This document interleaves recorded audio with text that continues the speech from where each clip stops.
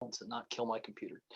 Uh, David Rubenstein, thank you for joining us today. We appreciate your making time here before Thanksgiving to chat with so many folks from all around the country and a few from around the world about your incredible work and your ongoing philanthropy, philosophy, and authorship. So thank you for making the time today.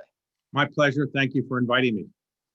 So behind me, I have both of your books. One of them in particular is the more recent one, which is How to Lead. And obviously, we're all living through interesting times. I'm interested in what inspired you to be an author, and then what led to that book as one you wanted to focus on. Well, it is a strange phenomenon that throughout my 20s, 30s, 40s, 50s, and 60s, I managed to write no books. I read a lot of books, but I didn't write any books. And for some reason, I just decided I wanted to either produce a book or two before I died. And so I started doing these books. They're not that complicated because I'm taking a lot of the interviews that I've done and kind of editing them down and then putting some summaries in and some, introductory comments. So these are not The Origin of Species or Principia Mathematica, but they're, relatively easy reads. And I think people have found them to be enjoyable. So I've now set a goal to kind of do one a year if I can. And so in that particular book, I did about 200 interviews for my TV show, and I took about 31 of them and distilled them down and so forth. And I interviewed a number of people for the show who are not in the book, who had great interviews. And they often ask me, well, how come I'm not in the book? And I said, well, it was the publisher didn't want you in. I wanted you in, but the publisher just didn't want you in. So maybe on next volume. So, but you do have to cut things down. So that's what I did. And, it's sold reasonably well. And, so I think leadership is a subject that everybody is focused on. So it's kind of hit a good time. Well, I couldn't agree with you more in terms of leadership being what so many of us are thinking a lot about.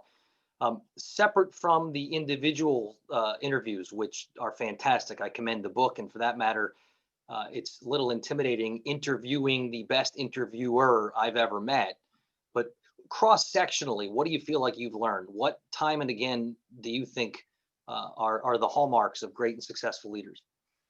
Well, in the beginning of the book, I kind of outlined some things that I thought were important. Of course, luck is very important, but if you leave aside luck, and I think you make your own luck, I think persistence, focus early on one or two things so you really know that you're become an expert in something.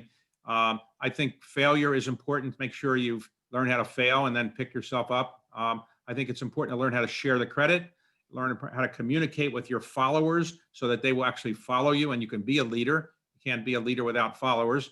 And I think it's important to have integrity. And I think humility helps a lot as well. Some leaders are not very humble, but I think the ones I admired are more humble. And then last, I think it's important to rise to the occasion.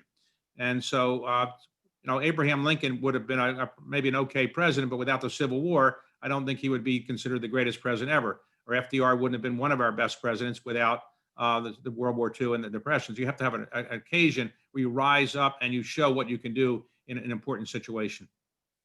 So following that, if you were asked to give advice to the President-elect Biden and his team, which maybe you have been, or I suspect you will be, what would you recommend to them right now from what you've seen and observed and written about? Well, I think Biden has a wealth of experience, and I think that is a big plus, but he's obviously older than some people have become president of the United States. In fact, anybody's become president of the United States. So I think he probably should recognize the chance of a second term and saying, well, I'll get this done in the second term probably is going to work.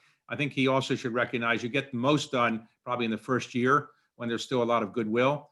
So while the conventional wisdom of late has been don't try in 100 days to get everything done the way FDR did, and maybe that's good advice, I do think in the first couple months, you got to get a lot of things done because your goodwill will evaporate after a while. Having a team of allies rather than a team of rivals probably seems to be a good approach, and that's what he's done. His biggest challenge, I think, will be getting the pandemic behind us, getting enough economic stimulus to keep us going until the pandemic is behind us. And then I think repairing relations around the world is going to be a bit of a challenge because he's got to repair some relations that have gone south, I would say, in the last couple of years. Are you I know you're a voracious reader. Did you read the Jim Collins Good to Great and Built to Last books? Sure. Yes, everybody wants to write books like that are perennials where people are selling them or buying them, for the rest of their lives. Sure. I ask in part, way back when I was serving in the lower bowels of government at the Commerce Department, is when Good to Great had come out. I even emailed Jim Collins, who, God bless his heart, responded to the email. And what I wondered was, level 5 leadership is something he described where leaders sublimate their own ego needs for the greater good of their organization. And I wondered whether in a political world where the candidate is the product, that was possible. And I don't know, in your research and your writing, when you think about leadership, do you feel like the same things that could make you a great CEO or the same things that would make you a great president? Or does your, timing, does your domain, does the nature of what you're leading, maybe it's a tech company, maybe it's an industrial that needs to turn around, and you've lived this as well as a private equity investor. It feels like I can't decide if there are certain things that are always consistent, or there's a right leader for a right place and a right time, and that same skill set would be the wrong leader for the same organization but at a different time. Well, sure. Sometimes a political leader might not be the right for certain times, and sometimes a political leader who wouldn't be very terrific turned out to be pretty good. Ronald Reagan, for example, was not thought to be a deeply intellectual person. He wasn't thought to be a workaholic, unlike my boss, his predecessor. But he managed to focus on a few things, play the part very well, and he basically got a lot done, surrounding himself with some very good people. In politics, unlike other parts of life, you basically have to say, I really want to do this job. You don't really get drafted. Drafts are a thing of the past. So in the academic world, you might be plucked from a deanship to be a president of a university.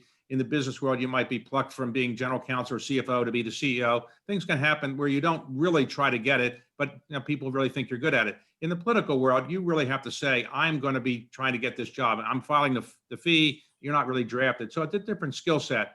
And some people really have that skill set and some people don't. The best leaders we've ever had in our federal government probably couldn't have gotten elected to anything. Jim Baker never really, could get elected to anything. He ran for attorney general, didn't make it in Texas. And he chose not to run for president because he realized he wasn't probably going to have the qualities to be a great candidate. On the other hand, I think he was a very competent person in the jobs he had. I suspect Henry Kissinger wouldn't have been a terrific candidate, but he did some pretty good things as Secretary of State, you could argue. So, you just have to see what the circumstances are and what your skill set is. People have to look at what they're really good at and what they're not good at. And internal, honest self-reflection and introspection is hard for people to do. Everybody thinks they have talents, which they don't always have. And some people don't realize their weaknesses, and other people have to tell them their weaknesses. That's good. That's good counsel. So you'd mentioned you'd worked in the Carter administration. What do you feel like you learned from that early formative experience? Carter shouldn't have hired me. I was 27 years old, too young. I didn't know anything. And a lot of people didn't know anything. The chief of staff was 32 years old. The press secretary was 33. My boss was 34. So, when you think about it, the new chief of staff, the White House, is 58. And, I was thinking, I'm sorry, he's 59. And I was thinking Jim Baker was a kid. He was only 50 when he became chief of staff. So they have some experienced people there. And we didn't have that. And I also think that Carter, and there's an excellent book on Jimmy Carter that just come out, the first real biography of Carter by Jonathan Alter. It's an excellent book. And it describes Carter's weaknesses that we knew. He couldn't say no to trying to do a million things at once. He hated politics.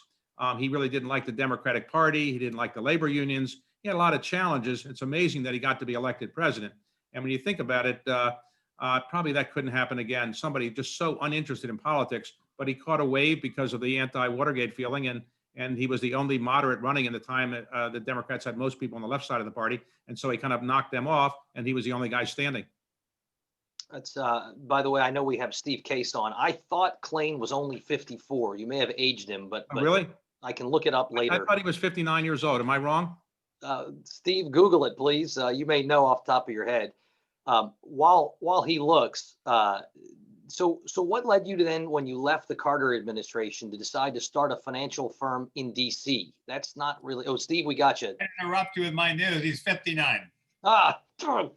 Never bet against Rubenstein. I apologize. Always has the facts. I apologize for doubting. Thank you. It's pretty cool to have Steve Case's Siri, which is nice. Well, let me answer your question is this. A famous Republican, Everett Dirksen, once said, when you're getting kicked out of town, get out in front and pretend you're leading a parade.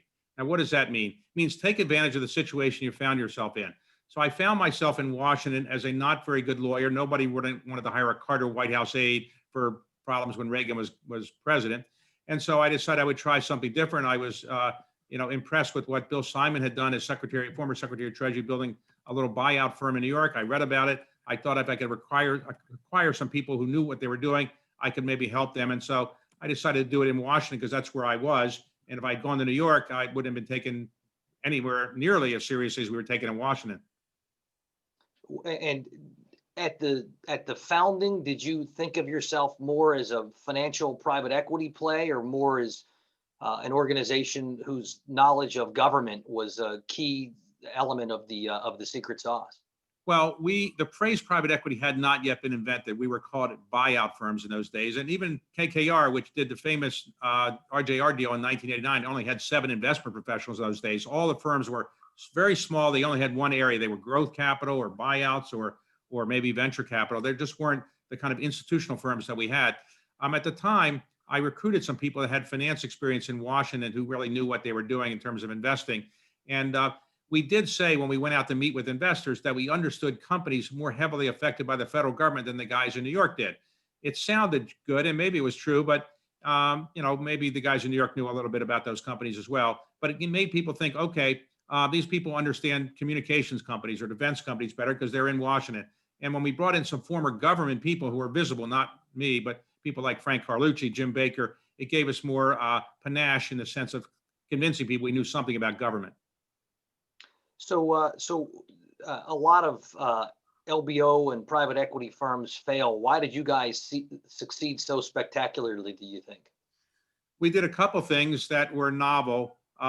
Bringing in ex-government people gave us a little credibility, and it enabled me to get in front of investors. When I went to Abu Dhabi or Dubai with my name Rubenstein, it wasn't like people were jumping up and down to meet with me. But when Jim Baker showed up and I could go with him, people would listen to us. So I could get access to people, or had dinners where I could have Jim Baker or Frank Carlucci be a speaker. Nobody would want to hear from me in those days, and maybe not now either. But so that was helpful. But what we did is we came up with 2 ideas that changed the face of private equity.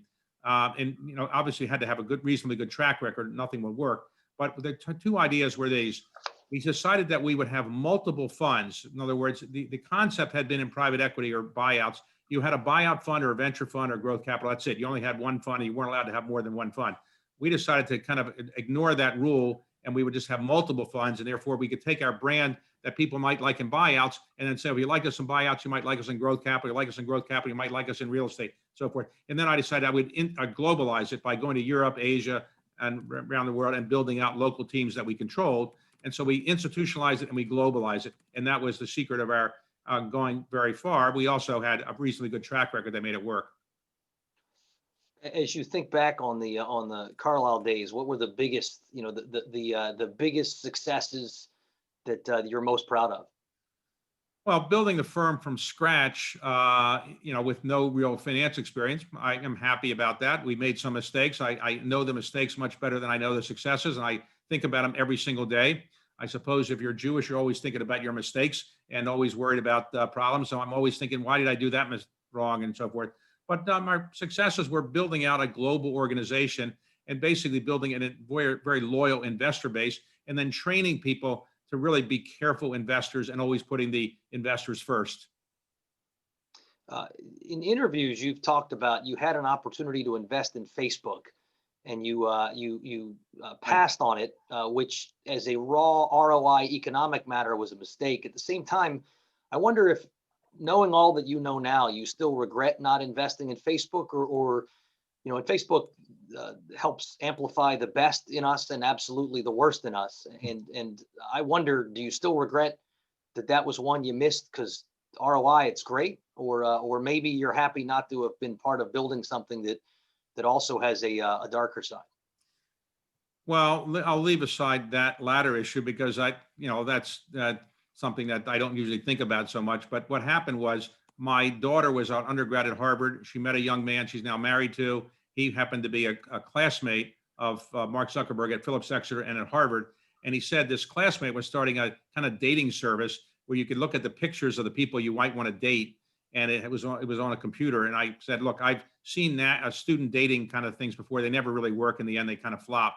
And so the initial $30,000 that he got from one of his classmates is now worth about $15 billion. And I wish I had put in some money then. I didn't even want to meet with him. I just said it's not going anywhere.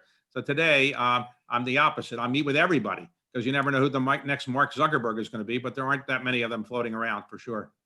No, that's definitely true. Are you a user of social media as well? No, I am on no social media. And the reason is, number one, when Facebook came out, I was upset that I hadn't invested in it. Two, when I was told how it worked, and I could have had something like number 120 or something, or 100 Facebook subscribers or people, they said, you have to say, somebody wanted to contact you, you could have to say, no, I don't want to be a friend of yours. And I didn't want to be saying to people, no, I don't want you to be my friend, but I didn't want a million people kind of emailing me. So I basically didn't do it. And I don't really want to do any social media now because I'm embarrassed if Kim Kardashian has 72 million Facebook or Instagram followers and I have, 16, it's just embarrassing. So I don't want to have people read that David Rubenstein has 16 followers on Instagram and 6 followers on LinkedIn. So rather than read that, I just decided to avoid it. I'm trailing Kim Kardashian, but trying to catch up. So among things you do, I think maybe the coolest that I've observed is what you've termed patriotic philanthropy. And I'm curious, how'd you ever get into that? Did you see somebody who was doing that? And this refers to, for example, when we had the earthquake in DC and there's damage to the Washington Monument, David makes a meaningful contribution to help repair the damage. What gets a person into that? And do they call you? Do you call them? Well, first, what happened is a lot of it, like many things in life that are good, there's by serendipity. I didn't hire McKinsey and say, what can I do to give back to society? But Carlisle was doing quite well, and I'd made a fair amount of money. And I was trying to think about what philanthropic things to do. And I did what most people do, give to your educational institutions, local hospitals, local organizations that have had some meaning for your family or so forth. And I did a lot of that. And 90% of the money I give away is related to that. But what happened in this case was somebody invited me to go see a viewing of the Magna Carta. When I went there, I was told it was going to be auctioned the next night. It was likely to go to somebody outside the country. I realized that it would be the only one in the country that could ever stay here. It's the only one in private hands. So I bought it and effectively given it to the National Archives. And then I started buying other historic documents and put them on display, like the Declaration of Independence, Emancipation Proclamation. And then as the chairman of the Kennedy Center, when the earthquake damage occurred in Washington Monument, I said to the head of Park Service, who was ex officio on the board, how much would it take to fix? He said, I don't know. It's going to take a long time to get the money from Congress. So I said, I'll tell you what, forget Congress. I'll put up the money. And then ultimately Congress got jealous. So they put up half of it because they didn't want to be seen as not being cooperative or something. In any event, I decided to start fixing up other buildings like Monticello, Montpelier, Mount Vernon, and Lincoln Memorial and Jefferson Memorial as a way to just give back to the country. It's not, it's a small part of my philanthropic things, but it's something that people seem to focus on, maybe because the extremely wealthy people a lot wealthier than me, are not doing it. Clearly, Bill Gates can give $1 billion to malaria research and doesn't get that much attention. And if he were to give, $20 million to, fix a monument to get more attention for some bizarre reason, but I do it because I'm trying to give back to the country that's been very good to me, and that's kind of why I'm doing it. As a citizen, let alone somebody who lives in the region, thanks for doing it. It's pretty cool. But thank you. Is anybody else in that lane? I'm sure there are plenty of people doing it. I get more attention for it than I deserve, but I would say my real motive is not to just fix up the monument. What's the point of fixing up the monument? What's the point of disclosing a document and making it available? It's this. The human brain still operates in this way. If you see a picture of the Magna Carta on the computer screen, you're not likely to focus on it very much. You'll go to the next computer slide. If you go visit the Magna Carta or you go visit Mount Vernon, you're more likely before you go, while you're there and afterwards, to learn about it by reading about it. And if you read about it, you'll learn more about our history and our government. And the result is, theoretically, we'd have a better democracy. The principles of this government are that an informed citizenry will produce a better representative democracy. Sadly, right now, we don't teach civics very much in high school. We don't teach American history the way we used to. And as a result, Americans don't know much about our history. A very telling example occurred recently when it turns out that if you want to be a citizen in this country and you're a foreign citizen now, you'd have to take a citizenship test after 5 years of residency. 91% of the people take it. It basically, they give you 100 questions to study. They give you 10 orally, and you have to get 6 right. If you're 65 or older, they tell you exactly which 10 questions they're going to give you, and you have to get 6 of them right. And the questions are, who's the first president of the United States, things like that. The same test was given to native-born Americans 2 years ago by the Woodrow Wilson Foundation, and 41,000 Americans took the test, and in 49 out of 50 states, a majority of citizens couldn't pass the basic citizenship test. Only in Vermont could they bear the majority pass. So it just shows you people don't know that much about history. And, as somebody that likes history, I can see the books behind you reflect your interest in history. It's just sad that we don't know as much. If you go to people in England and you ask them about a king that was 500 years ago, they can tell you who he was married to, all of his children, everything about the king and everything about their parliament. Here, we just don't seem to be interested in it as much. So I hope as a small part of what I'm trying to do, that can make a little difference there. Any thoughts on how to fix it more systemically? Because, I've been lucky enough to see the copy of the Magna Carta that's in the archives that you've loaned to them. But most Americans aren't going to be able to make it to Washington, let alone to have the time to visit so many of these great places you have. I sometimes wonder whether things such as maybe the next generation immersive technologies may be able to allow American school kids in a different, more meaningful way to experience what it might be like to go to the archives. I know you're on the board of many of these organizations. Right. How do we fix the problem you just described? One of your the viewers today is Steve Case, and he succeeded me as the chairman of the Smithsonian. And we were coming up with our strategic plan. He pushed very hard to make sure we had a digital program to get 1 billion people to kind of watch various parts of the Smithsonian through the internet or through other kinds of digital means. And what we're trying to do, and what Steve is really leading the effort to do now, is to make sure that people, if they can't come to Washington, they look on a computer slide or a computer internet program that we might have at one of the Smithsonian museums and learn more about it that way. Now, I still think you can learn more when you go in person, but if you can't go in person, learning it through digitally is okay. I do think other things we should do is, if you get a driver's license, maybe you have to pass a civics course, and some people are doing that, experimenting with that.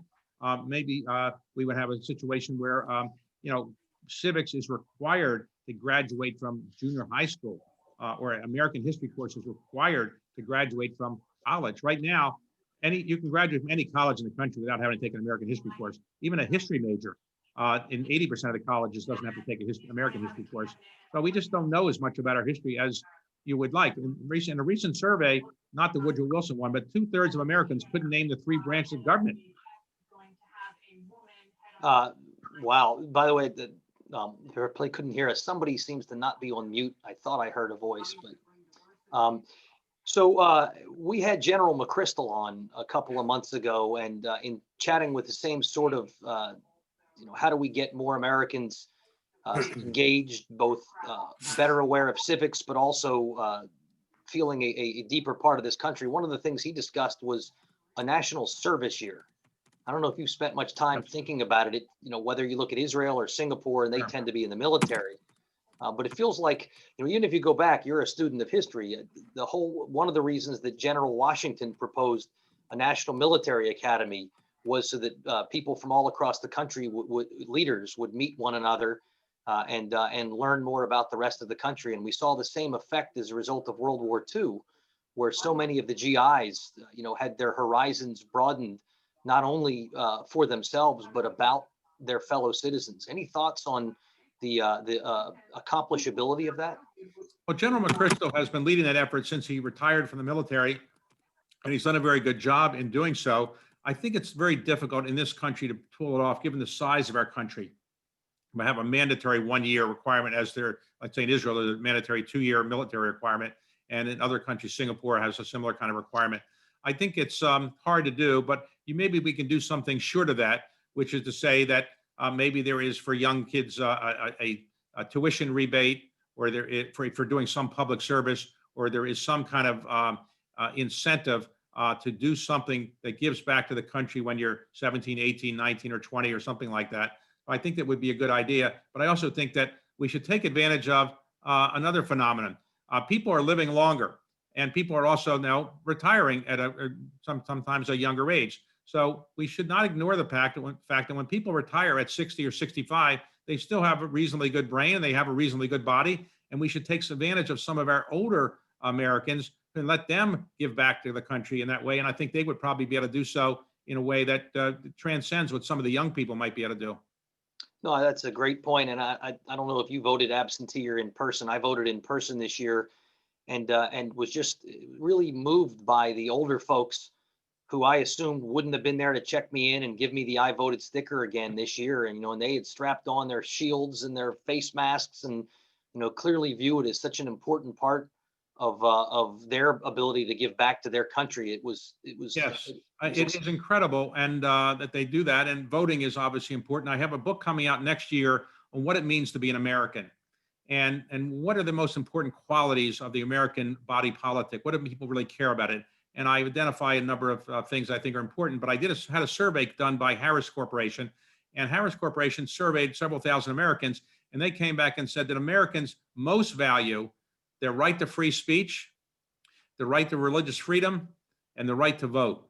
Those are the things that Americans most value about our country, and so forth. When you think about it, the right to vote is so important. It's sad that we can't get over, let's say, some 65% of eligible voters voting. We had a record this year, the highest since 1900, but still, it's below 70%. No, that's a great point. And I would note for those following along or thinking about lunch, feel free to send me a chat or to shoot me an email or even a text. If there's a question you'd like me to ask, we're going to beg another 15 or so minutes from David's day here, and we're grateful for it. But for people that don't know your own background, both of us are from Baltimore, and I went to a very large public high school, the third oldest public high school in the United States, Baltimore City College, though it's a high school. And your grandfather was a very famous history teacher there. And we were talking before we went on this about why I didn't take his course. I took a course of another famous history teacher. I didn't take your grandfather was Harold Greenwald, very famous teacher. And I think, as I recalling it, his grades were too difficult. And so I needed to get better grades to get into college. I was afraid I wouldn't get a good grade, but he was a great teacher. And I assume he drummed into you a fair bit about American history. I absolutely think a lot of my love of history is the result of my mom's father, and I had some wonderful high school history teachers. One in particular with whom I disagreed on more or less every possible interpretation of American politics. But boy, was it a great experience, and did I love working with him. Yeah, no, you're in the City College Hall of Fame along with my grandfather, which I didn't think I'd know two people in the City College Hall of Fame. It's pretty cool. As you've done your interviews, what surprised you the most? A lot of these things you would have expected, but what did you run into that was unexpected? I think most people enjoy talking about how they overcame failures and stumbles in their life because I think they can view it appropriately as an example of some humility. I don't think people generally like to brag about how great they are, how they were a superstar everywhere. And I think they recognize that it's a more appealing picture to say, look, I came from modest circumstances, I stumbled, or even if I had some advantages in life, I made big mistakes and I overcame them. And I think people tend to open up about their background and their youth. And so I do try to ask people that. And I didn't realize it, but I guess it's true. Some of my friends who read my book said, David, you asked the same question to virtually everybody. And what is it? Did your parents live to see your success? And the truth is, I do ask everybody that because to me, one of the great pleasures of life is pleasing your parents. And if you became successful in life, you certainly want your parents to have seen it if possible. And obviously some parents have died younger, but everybody is willing to talk about it. And I know in my own case, my mother and father, I was their only child, and they were proud of what I had done, and they lived long enough to see me do some things that they were happy about. So I always do ask people about that. That's boy, what a great question, and I'm thrilled and lucky enough that my parents are on this very Zoom, and I know my mom appreciates the kind words you just offered about her father. So our pal Jeff Farah from the National Venture Cap Association asks who you think of as the most underappreciated historical figure, which I love that question. Well, it'd be tempting to say Jimmy Carter, but I won't do that. I would say, I want to talk about American history. I think there's been a revolution, obviously, in the way he was looked. But Harry Truman had a 15% popularity rating when he left Washington, D.C., carried his own bags at a train station. And in those days, people may forget there was no presidential pension. When he died, his widow had no money. Congress finally passed a pension, giving her $5,000 a year. When he came back to Washington the first time, he drove his own car. No Secret Service for former presidents of those days. Drove his own car across the country to come back. He's done some incredible things, and now I think the book by David McCullough has revived his reputation for sure. But I think he was really underappreciated to a greater extent than I think certainly was warranted. And it's harder when people are still alive to really know what they're going to be like in years down the road. So I don't know what Carter's reputation or Carter's reputation will be, or the other living presidents. George Herbert Walker Bush, because he lost as president, when you lose as president, you're seen as, quote, failed, as Carter did, Gerald Ford, or George Herbert Walker Bush. But George Herbert Walker Bush was affiliated with my firm for a while, and it turned out to be, in my view, the nicest man I ever met in my entire life. Not the nicest former president, the nicest man. He's just so gentle and polite and really smart. And I just thought that it was unfortunate that his reputation isn't as good as it should be in light of what he did in those 4 years. Boy, I couldn't agree more. I think he's one of my own heroes. Not least of which his ability upon winning the Cold War to keep it as low key as he did, and to give others space to figure it out, as opposed to crow about it, which would have been helpful to him domestically on politics, but Right. the wrong geopolitical decision. Well, he was famous for not using the word I. And so he'd often begin sentences with verbs, was happy there. He didn't say, I was happy there or something, because his mother drummed into him, don't be bragging about yourself. And look, there are obviously some leaders who like to brag about themselves. And I imagine that Alexander the Great, who attached the great to his name, wasn't humble. And I imagine Napoleon wasn't humble. And I know Churchill wasn't humble. But generally, I think the best leaders and the role models are people that have some humility about them. They're like George C. Marshall, a great deal of humility. Abe Lincoln. I can't imagine Abe Lincoln saying, I won the Civil War by myself, and I deserve a lot of credit for it. I just can't see him doing that. So there's a great question in there about impact investment. And I'm interested in how you think about the ESG and the impact trends, and whether you perceive that they're a bit faddish or high ROI and sort of the future of long-term capital investing. Well, I've mentioned Steve again. I don't know if his wife is on this, but Gene Case has been a leader in impact investing. And I would say impact investing, for those who aren't familiar with it, is basically doing investing with the purpose of having some good social impact. The theory has historically been that if you worry about social impact as opposed to rates of return or profits, you'll get a much lower rate of return. But the zeitgeist of the era has changed, and I think it should, and that if you get a good impact investment and you know what you're doing, you are probably going to have a higher rate of return, because society is looking where they want to look at companies, and they want to invest in companies where they are having much better ESG policies, much better diversity policies. And so I do think that impact investing as a separate standalone may not be necessary as much as it used to be, because now everybody wants to do some kind of impact investing, and all investing that we do at Carlyle, in effect, we regard it as impact. We're trying to do something good socially as well.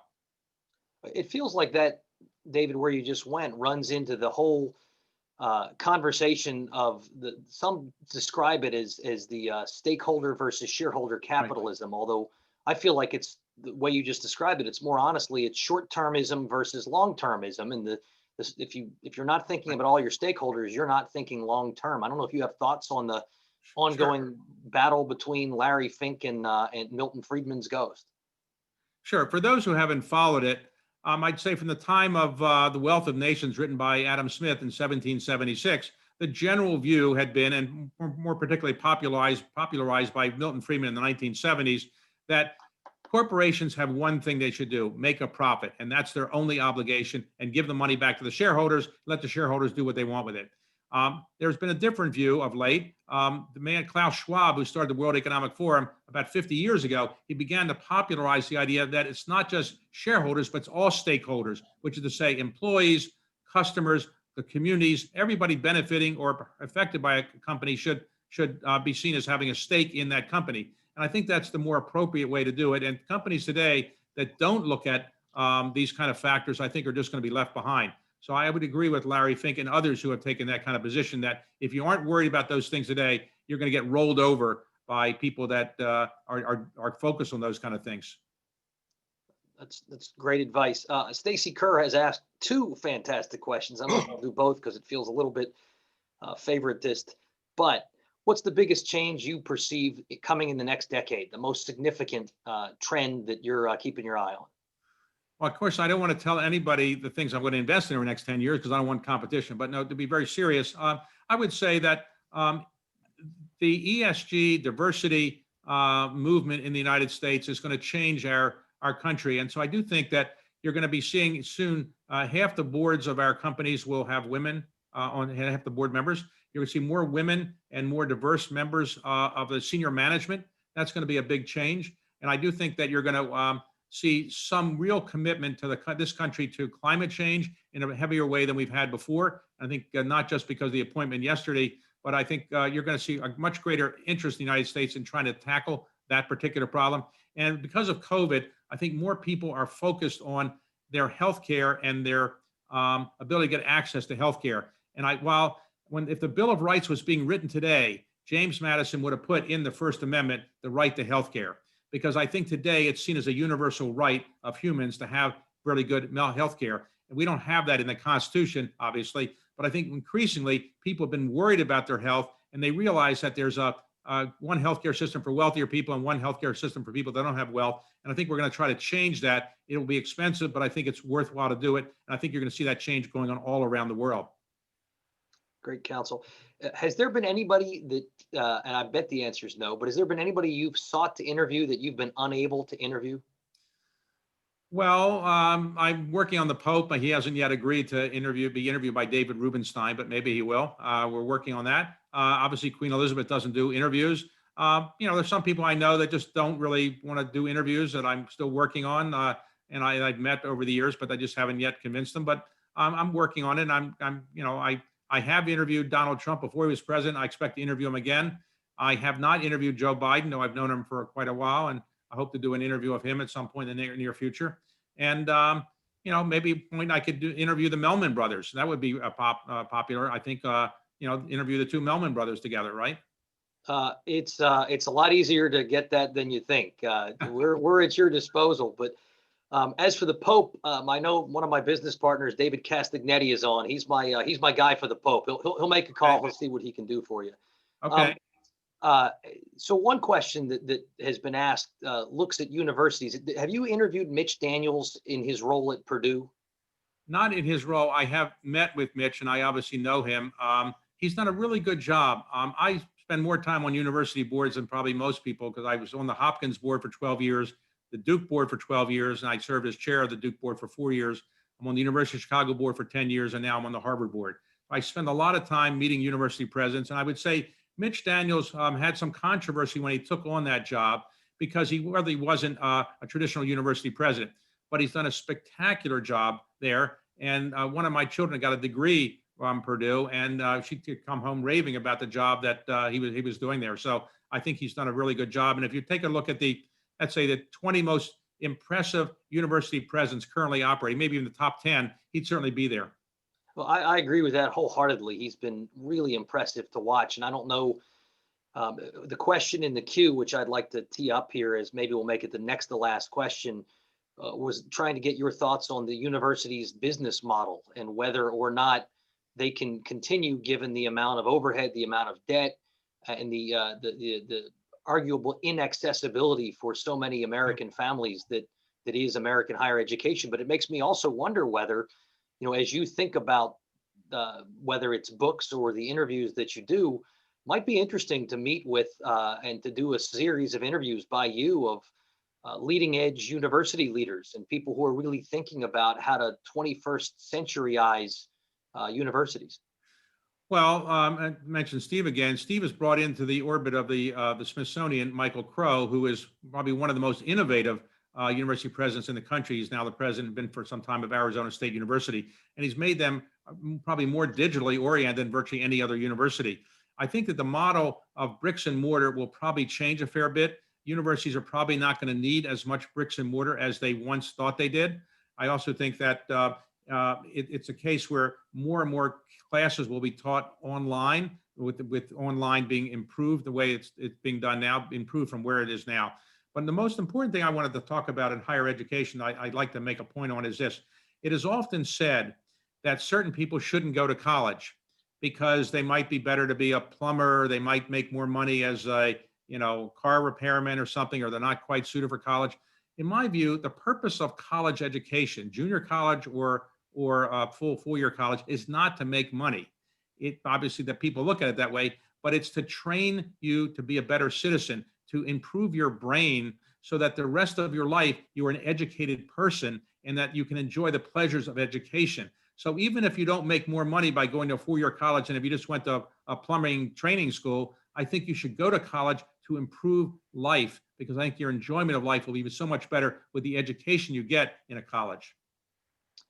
It's good counsel. And I would note, you keep mentioning Steve. Steve will be joining us, and I'll be inviting everybody who was invited to this December 9th. Between now and then, we also have Maryland Governor Hogan on December 3rd, and I'm going to send that one out either later today or tomorrow. Would love to, as it were, see as many of the folks that we have. And I love, Val, I'm seeing you working out of California.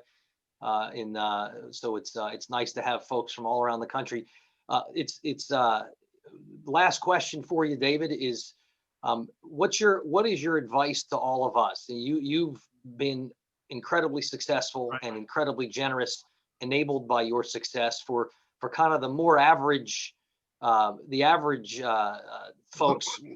How do you recommend people think about their ability to give back? Because it's not merely people who can buy a Magna Carta. It's also people who can volunteer. And what do you advise to people broadly? First, I advise people generally that when Thomas Jefferson talked about the pursuit of happiness, he never defined in the ensuing 50 years he lived what happiness was. But we all know that the most elusive thing in life is personal happiness. So people should find what it is that makes them happy. And assuming it doesn't hurt other people, you should pursue that and try to make your life one where you're enjoying your life. Now, for most people, enjoying your life means raising children or doing other things in society or doing something that leaves a legacy. And I want to remind people that philanthropy is derived from an ancient Greek word that means loving humanity, not rich people writing checks. And so what you should do is find a way you can give back to your society in a way that you're proud, your children be proud, your parents will be proud, your partner may be proud. And you can do that by giving your time. Your most valuable thing is not your money. You can probably always make more money if you care to do so. You can't get back more time. And so when de Tocqueville came here in the 1830s, he said, I can't get interviews with people. They're always busy volunteering for things, because people then didn't have a lot of money. And if you want to get things done in a philanthropic way, you had to volunteer. And so people should volunteer their time. If you have ideas and energy, give that. And then ultimately be a role model for other people, your children particularly, to try to do the same. And money can come later if you have it, but it's not essential. Well, David, you have given generously to us of your time, and you're very much of a role model. I thank you. Thanks a lot. My most pleasure. Profoundly, and happy Thanksgiving to all. All right. Thanks a lot. Thanks for inviting me. Appreciate it. Bye. Great job. Bye.